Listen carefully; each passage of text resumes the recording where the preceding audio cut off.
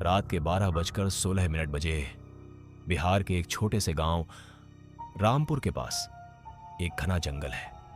दिन में यह जंगल बिल्कुल नॉर्मल लगता है, लेकिन रात होते ही गांव वाले इस रास्ते से गुजारना बांट कर देते हैं, क्योंकि लोग कहते हैं रात को यहां लाल साड़ी वाली औरत दिखती है, लंबे खुले बाल, जाला हुआ चेहरा, और सबसे डरावनी बात, उसके पैर उल्टे होते हैं, और जो भी उसे देखता है वो सुबह तक जिंदा नहीं रहता। लेकिन रामपुर गांव का एक आदमी था, रमेश।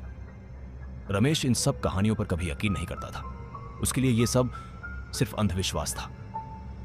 एक रात रमेश शहर से अपने गांव रामपुर वापस आ रहा था। उस दिन बस बहुत लेट हो गई थी। जब रमेश बस से उतारा तो रात के 11:45 बज चुके थे।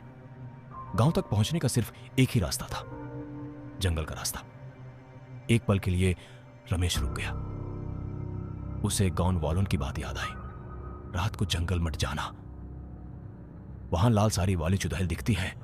लेकिन फिर रमेश हल्का सा हंसा और बोला, लोग भी ना हर जगह भूत देख लेते हैं। और फिर वो जंगल के रास्ते चल पड़ा। जंगल में घुसते ही हवा अचानक तेज चलने लगी, फिर जोर जोर से हिलने लगे। चारों तरफ सिर्फ अंधेरा था और एक अजीब सा सन्नाटा। रमेश धीरे धीरे आगे बढ़ने लगा। तभी उसे लगा कोई उसके पीछे चल रहा है। रमेश रुक गया, आवाज भी रुक गई। वो फिर चला, आवाज फिर आने लगी।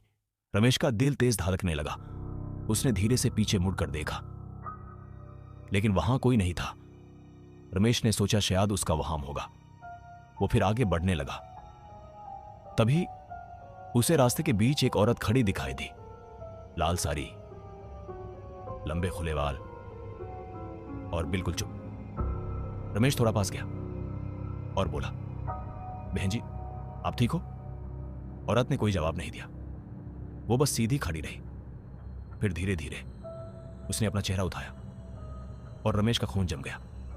उस औरत का चेहरा पूरा जाला हुआ था, जैसे किसी ने उसे जिंदा जला दिया हो। रमेश डर के मारे पीछे हटने लगा। तभी उसकी नजर उस औरत के पैरों पर पड़ी और उसका दिल रुक सा गया। उस औरत के पैर उल्टे थे।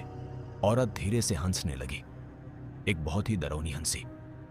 फिर वो धीरे से बोली, 20 साल से मैं इंतजार कर रही थी। रमेश समझ नहीं पा रहा था ये सब क्या हो रहा है। फिर अचानक वो औरत रमेश की तरफ दौड़ पड़ी। रमेश जहां बचाकर जंगल में भागने लगा।